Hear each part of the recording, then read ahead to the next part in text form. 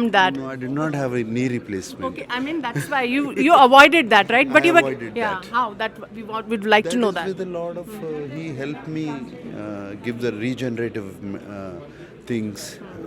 I use a lot of PRP and మీరు ఇందాక నాగార్జున గారు మాట్లాడినటువంటి వీడియోని చూశారు కదా, అది పిఆర్పి మరియు రీజనరేటివ్ థెరపీ.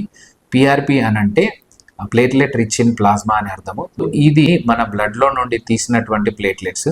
ఈ పిఆర్పిని మనము జాయింట్స్లో కానీ మజిల్స్లో కానీ ఇవ్వడం జరుగుతుంది. ఈ పిఆర్పీస్ మన బాడీలో ఉన్నటువంటి న్యాచురల్ హీలింగ్ ప్రాసెస్ని యాక్టివేట్ చేయడం వల్ల అక్కడ ఉన్న పెయిన్ అనేది తగ్గుతుంది.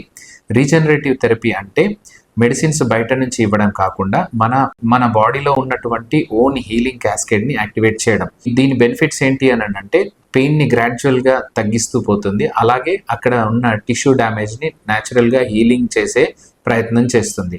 సో ఈ పిఆర్పి అండ్ రీజనరేటివ్ థెరపీస్ మనం నీ జాయింట్స్కి కానీ, హిప్ జాయింట్స్కి కానీ, లో బ్యాక్ పెయిన్స్ కానీ, షోల్డర్స్కి కానీ ఇవ్వచ్చును.